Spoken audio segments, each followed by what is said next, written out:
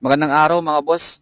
Ako'y sasabat na muna dito sa issue na 'to. Kasi hindi ko talaga nagugustuhan yung mga nangyayari, eh.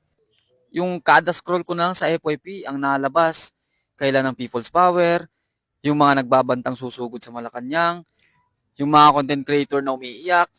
Ano mga boss, artista lang, porket hype na hype, makikisabay, magpo-post ng walang kabuluhan, tapos makikipag-away sa comment section, magbabanta, maghahamon.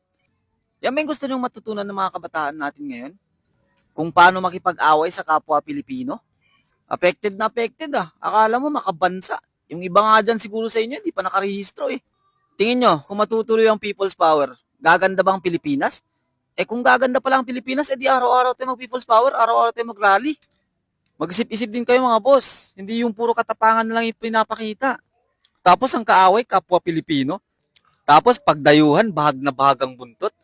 Sana yung mga katapangan nyo mga boss, may ipakita nyo pagdayuhan na yung kalaban natin, hindi kapwa Pilipino. So, okay, mapunta tayo dun sa issue. Sabi ng karamihan, nagawa ni Tatay Digong ang war on drugs para sa Pilipinas. So, andun na nga tayo sa punto na yon. Ginawa ni Tatay Digong yun para sa Pilipinas. Pero alam naman nating lahat, nung kasagsagan ng war on drugs, hindi lahat ng namatay ay may kasalanan. Hindi lahat kriminal, hindi lahat adik. Yung iba, nadamay lang, yung iba, napagkamalan lang. So, masasabi talaga natin na may maling nangyari.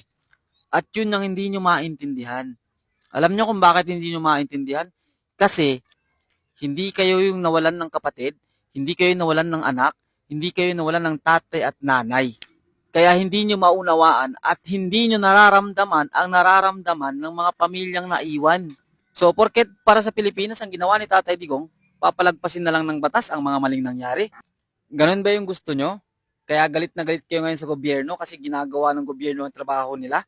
Di ba nga ang sabi, walang sino man ang pwedeng mangibabaw sa batas kahit sino ka pa. Affected na affected kayo? Eh si Tatay Digong chill na chill. Masasarap yung mga pagkain, malambot ang higaan, naka-aircon. Alam nyo mga boss, alam ni Tatay Digong na uhulihin siya. Kahit nung siya pa yung Pangulo ng Pilipinas, madalas niyang sinasabi wala siyang pakialam na makulong. Kasi alam ni Tatay Digong na iimbestigahan talaga siya. Kasi nga, may mga maling nangyari at hindi natin pwedeng itago yun. Kaya sana mga boss, maintindihan nyo yun. Kaya ang dapat natin gawin is sumuporta na lang. Kung ayaw nyong sumuporta, tumahimik na lang kayo. Kaysa ngaw-ngaw kayo ng ngaw na walang kabuluhan. Lalo na yung mga nagpapakalat ng fake news. Nako, kabahan naman kayo. Magkaroon din sana kayo ng konting takot. Kasi baka kahit sa impyerno, hindi kayo tatanggapin eh. Sa mga pag-uugali nyong yan, malakas makapanira ng kapwa. Puro